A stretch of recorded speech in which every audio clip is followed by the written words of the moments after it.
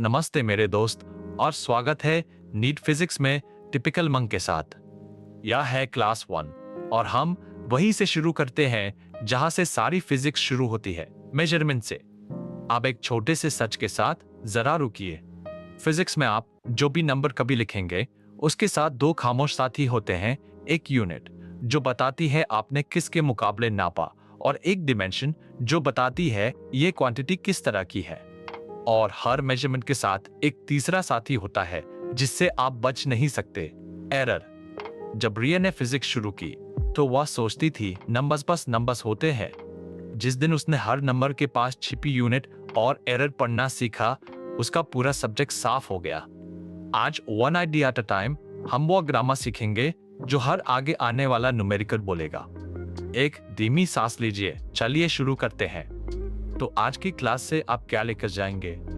पहला, international system की 7 base units, सारे फिजिक्स के मापदंड जिनसे हर दूसरी यूनिट बनती है। दूसरा, डायमेंशनल फॉर्मूले और प्रिंसिपल ऑफ होमोजेनिटी, कैसे लिखें कि कोई क्वांटिटी किस चीज से बनी है और उससे इक्वेशन कैसे जांचें। तीसरा, सिग्निफिकेंट फिगर्स और राउंडिंग ऑफ, कैसे एक नंबर चुपचाप बता देता है कि उसे कितनी प्रिसाइसली नापा गया। चौथा, एरर्स, एब्सोल्यूट, रिलेटिव और परसेंटेज, और वे सिंपल नियम कि जब आप जोड़ते, गुणा करते या पावर लेते हैं तो एरर्स कैसे मिलते हैं। और पांचवा, नीट की ड्रिल्स, असर्शन और रीजन, मैच द कॉलम, और एक पूरा वर्क न्यूमेरिकल, ताकि आज जो सीखें उससे स्कोर भी कर सकें। तैयार है? One idea at a time. चलिए शुरू करते हैं इससे कि हम किसके मुकाबले नापते हैं। सारी फिजिक्स सिर्फ 7 बेस यूनिट्स पर टिकी है। 7 यही पूरी नींव है। हर क्वांटिटी जो आप कभी मिलेंगे इन्हीं से बनी होती है। इनमें से 3 सबसे ज्यादा काम आती है, मास के लिए किलोग्राम, लेंथ के लिए मीटर और टाइम के लिए सेकंड। बाकी 4 है इलेक्ट्रिक करंट के लिए एम्पर, टेम्परेचर के लिए केल्विन, अमाउंट ऑफ सब्सटेंस के लिए मोल और लुमिनस इंटेंसिटी के लिए कैंडेला। 7 मापदंड और बस इतना ही। बाकी सब डिराइव्ड यूनिट है इन्हीं 7 का मेल। स्पीड होती है मीटर्स पर सेकंड, फोर्स होती है न्यूटन जो असल में किलोग्राम मीटर पर सेकंड स्क्वायर्ड है। कुछ भी नया नहीं बनाया जाता, सब कुछ जोड़कर बनता है। और ये 7 एक साझा सिस्टम के हैं, इंटरनेशनल सिस्टम, जिसे हम SI कहते हैं। ये वह साझी भाषा है जिसे दुनिया का हर फिजिसिस्ट मानता है, ताकि एक देश में अर्जुन और दूसरे में प्रिया एक मित्र से बिल्कुल एक ही चीज समझे। अब इस मैप को ध्यान से देखिए, क्योंकि एक फिजिसिस्ट हर क्वांटिटी को ऐसे ही देखता है। बीच में बैठी है बेस डायमेंशंस, मास, लेंथ और टाइम, जिन्हें M, L, T लिखते हैं। हर मैकेनिकल क्वांटिटी इन तीनों के किसी ना किसी मेल में सिमट जाती है। वही मेल उसका डायमेंशनल फॉर्मूला है। वेलोसिटी को लीजिए, यह लेंथ डिवाइडेड बाय टाइम है, तो इसका डायमेंशनल फॉर्मूला है mass to the power 0, length to the power 1, time to the power -1। Mass आती ही नहीं। अब फोर्स को लीजिए, फोर्स है मास टाइम्स एक्सेलरेशन और एक्सेलरेशन है लेंथ ओवर टाइम स्क्वायर्ड। तो फोर्स की डिमेंशंस है mass, length, time to the power -2। और यही है इस सब की खामोश ताकत, प्रिंसिपल ऑफ होमोजेनिटी। किसी भी सही इक्वेशन में हर एक टर्म की डिमेंशंस एक जैसी होनी चाहिए। आप लेंथ को टाइम में नहीं जोड़ सकते, जैसे सेब को घंटों में नहीं जोड़ सकते। रोहन ने एक बार पूरे एग्जाम का फॉर्मूला इसी तरह 10 सेकंड में जांच लिया। अगर दोनों तरफ की डायमेंशंस मेल नहीं खाती तो फॉर्मूला बस गलत था। अब एक नंबर असल में कितना प्रिसाइज है? सिग्निफिकेंट फिगर्स बिल्कुल यही बताती हैं। किसी मेजरमेंट के सिग्निफिकेंट फिगर्स वे डिजिट्स है जो आपने सच में नापे। वे जो बताते हैं आपका इंस्ट्रूमेंट कितना सावधान था। जब राय लिखती है 2.30 मीटर्स, तो वह आखिरी 0 सजावट नहीं है, वह कहता है उसने मीटर के 100वें हिस्से तक नापा। तो 2.30 में 3 सिग्निफिकेंट फिगर्स है। नियम सरल है, हर नॉन जीरो डिजिट हमेशा गिना जाता है। 2 नॉन जीरो डिजिट्स के बीच फंसे जीरोस भी गिने जाते हैं, लेकिन लीडिंग जीरोस पहले असली डिजिट से पहले वाले जीरोस कभी नहीं गिने जाते। वे बस डेसिमल की जगह बताते हैं। जब आप गुना या भाग करते हैं तो आपके आंसर में उतने ही सिग्निफिकेंट फिगर्स रहते हैं जितने सबसे कम प्रिसाइज नंबर में थे।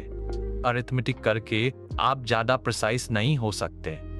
जब आप जोड़ते या घटाते हैं तो नियम बदल जाता है। अब उतने ही डेसिमल प्लेसेस रखिए जितने सबसे कम डेसिमल वाले टर्म में हो। और एक आदत, राउंड सिर्फ एक बार कीजिए, बिल्कुल आखिर में, बीच में कभी नहीं। अब एक पूरा नीट न्यूमेरिकल साथ में सॉल्व करते हैं, धीरे धीरे मंक के तरीके से। हमें चाहिए डेंसिटी में परसेंटेज एरर। डेंसिटी है मास डिवाइडेड बाय वॉल्यूम। हमें बताया गया है कि मास को 2% एरर से नापा गया और हर लेंथ को 1% एरर से, और वॉल्यूम एक लेंथ क्यूब्ड है। स्टेप 1 जो दिया है उसे लिखिए। मास में परसेंटेज एरर 2%, लेंथ में परसेंटेज एरर 1% और वॉल्यूम है लेंथ क्यूब्ड। दिया हुआ डेटा लिखना कभी मत छोड़िए। प्रिया की शुरुआती आधी गलतियां उसी दिन गायब हो गई जिस दिन उसने ये शुरू किया। स्टेप 2 नियम याद कीजिए। किसी प्रोडक्ट या क्वेश्चन के लिए परसेंटेज एरर्स बस जुड़ जाते हैं, और जब कोई क्वांटिटी किसी पावर पर उठाई जाती है तो उसका परसेंटेज एरर उस पावर से गुना हो जाता है। स्टेप 3 वॉल्यूम को संभालिए। वॉल्यूम है लेंथ क्यूब्ड, तो इसका परसेंटेज एरर है लेंथ के एरर का 3 गुना। 3 गुना 1%, 3%। स्टेप 4 जोड़िए। डेंसिटी है मास डिवाइडेड बाय वॉल्यूम, तो डेंसिटी में परसेंटेज एरर है मास का एरर प्लस वॉल्यूम का एरर। स्टेप 5 जवाब 2% प्लस 3% देता है 5% एरर डेंसिटी में। यही पूरा रास्ता है। Given, rule, power, combine, answer. यही 5 स्टेप्स हर एरर कॉम्बिनेशन सवाल को सॉल्व कर देते हैं जो नीट पूछ सकता है। चलिए इन कॉम्बिनेशन नियमों को पक्का कर लेते हैं क्योंकि नीट इन्हें बार बार पूछता है। पहला, सम या डिफरेंस के लिए एब्सोल्यूट एरर्स जुड़ते हैं। इसे ध्यान से देखिए। जब आप दो क्वांटिटीज घटाते भी हैं तब भी उनके एरर्स जुड़ते हैं, कभी घटते नहीं। अनसर्टेनिटी सिर्फ बढ़ सकती है। दूसरा, प्रोडक्ट या क्वोशिएंट के लिए रिलेटिव एरर्स जुड़ते हैं, जो कहने का वही मतलब है कि परसेंटेज एरर जुड़ते हैं। यही नियम हमने डेंसिटी के लिए इस्तेमाल किया। तीसरा, पावर के लिए एरर उस एक्सपोनेंट से गुना हो जाता है। लेंथ स्क्वायर में लेंथ का दुगुना एरर होता है, लेंथ क्यूब में 3 गुना। और एक डेफिनेशन याद रखिए, रिलेटिव एरर बस absolute error divided by measured value है। और जब आप इसे 100 से गुना करते हैं तो परसेंटेज एरर मिलता है। आर्गोन पहले एब्सोल्यूट और रिलेटिव को गड़बड़ा देता था। जिस दिन उसने देखा कि रिलेटिव बस एब्सोल्यूट डिवाइडेड बाय वैल्यू है, वो हमेशा के लिए समझ गया। अब सीधे बैठिए। ये 5 लाइंस वही है जो नीट सच में पूछता है साल दर साल। 1, 7 बेस यूनिट्स ठंडे दिमाग से याद रखिए। और फोर्स, एनर्जी, पावर के डिमेंशनल फॉर्मूले। फोर्स है mass length time to the -2, energy है mass length square time to the -2, power है mass length square time to the -3।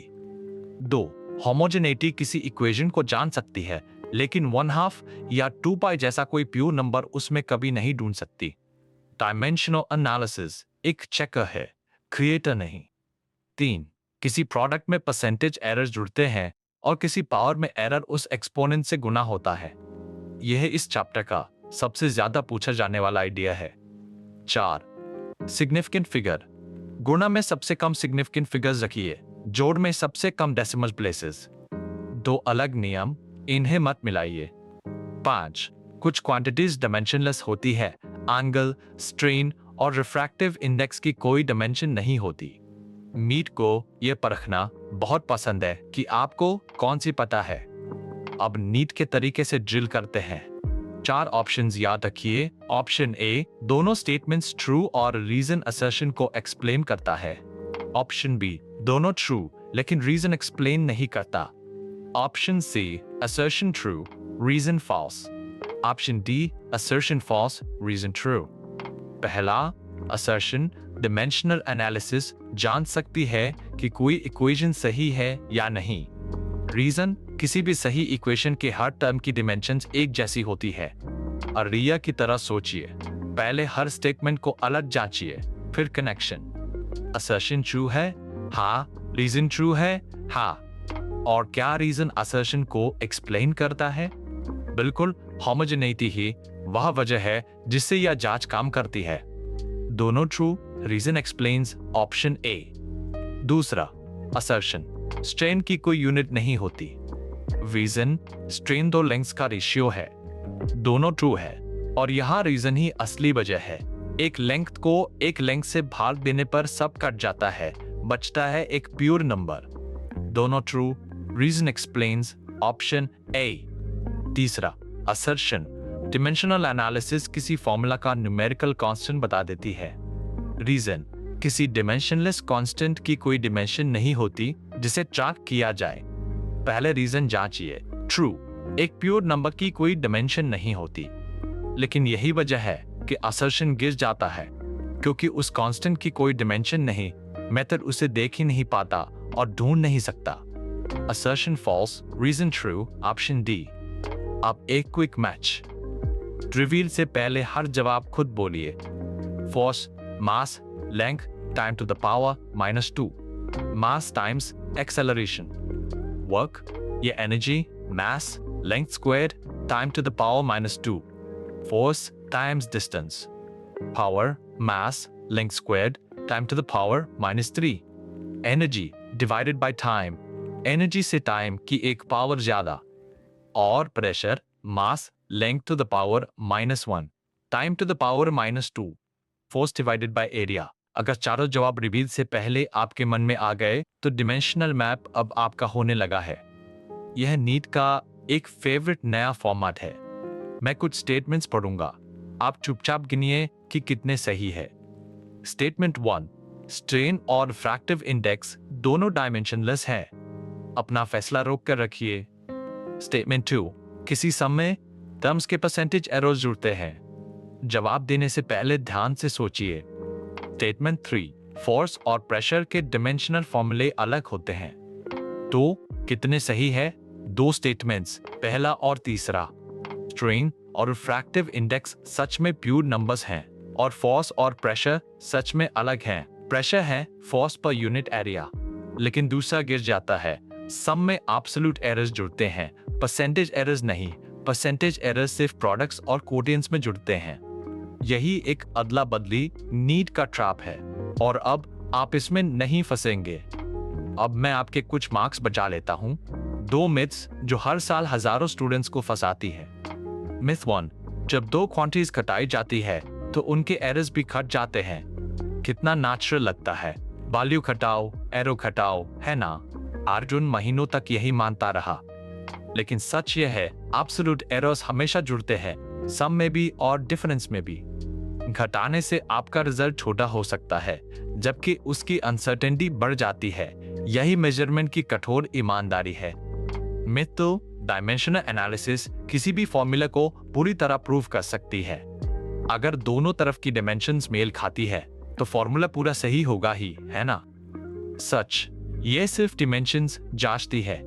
यह कभी भी 1/2 या 2 पाई जैसा कोई डिमेंशनलेस कांस्टेंट नहीं बता सकती। पेंडुलम के टाइम पीरियड के फॉर्मूला में एक 2 पाई होता है, जिसे डिमेंशनल एनालिसिस देख ही नहीं सकती। एक ताकतवर चेकर, हाँ, लेकिन कभी पूरा प्रूफ नहीं। अब खुद को परखने का समय। Rapid fire.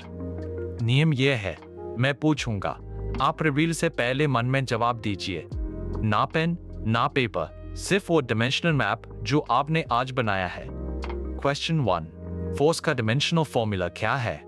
Mass, length, time to the power -2। Question 2, 0.00420 में कितने सिग्निफिकेंट फिगर्स हैं? 3 लीडिंग जीरोस नहीं गिने जाते, लेकिन 4, 2 और आखिरी 0 गिने जाते हैं। क्वेश्चन 3, अगर किसी लेंथ में 2% एरर है तो एरिया में परसेंटेज एरर क्या होगा? एरिया है लेंथ स्क्वायर्ड, तो 2 गुना 2%, 4%।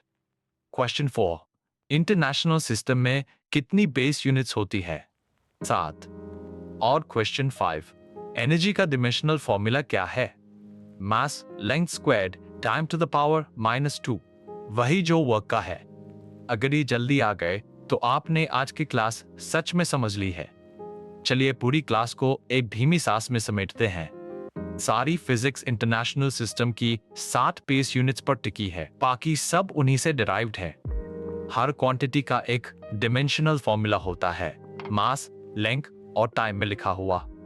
प्रिंसिपल ऑफ होमोजेनिटी कहता है सारे टर्म्स की डिमेंशंस एक जैसी होती है। यह इक्वेशन जान सकती है लेकिन कोई छिपा कांस्टेंट नहीं ढूंढ सकती। सिग्निफिकेंट फिगर्स बताती है कि एक नंबर कितनी प्रिसाइसली नापा गया और राउंड सिर्फ एक बार बिल्कुल आखिर में। एरर्स सरल नियमों से मिलते हैं। सम में एब्सोल्यूट एरर्स जुड़ते हैं, प्रोडक्ट में रिलेटिव एरर्स जुड़ते हैं और पावर एरर को उसके एक्सपोनेंट से गुना कर देती है। और अगली क्लास हम चीजों को गति देते हैं। Motion in straight line, velocity, acceleration और गति के 3 समीकरण। इससे मिस मत कीजिएगा। तो मेरे दोस्त, हमने पहला कदम रख दिया है। शायद ये सिर्फ यूनिट्स और कुछ एरर नियम लगे हों, लेकिन ये समझ लीजिए, ये हर उस फिजिक्स न्यूमेरिकल की ग्रामर है जो आप कभी सॉल्व करेंगे, हर फोर्स जो आप कभी निकालेंगे, हर स्पीड, हर सर्किट, हर लेंस, हर एक इन्हीं यूनिट्स में लिखा है, इन्हीं डिमेंशन से जांचा जाता है और इन्हीं एरर्स के साथ बताया जाता है। आर्गया, प्रिया और रोहान सबने ठीक वहीं से शुरुआत की थी जहां आप अभी हैं, इसी एक क्लास से। खुद के साथ धैर्य रखिए। आज रात डायमेंशनल मैप को एक बार धीरे से रिवाइज कर लीजिए। One idea at a time. आप नीट जरूर क्रैक करेंगे, इसका मुझे पूरा विश्वास है। अगर इस क्लास से आपको स्पष्टता मिली हो तो चैनल को सब्सक्राइब कर लीजिए ताकि अगली क्लास आप तक खुद पहुंच जाए। तब तक चलते रहिए, मिलते हैं गति में।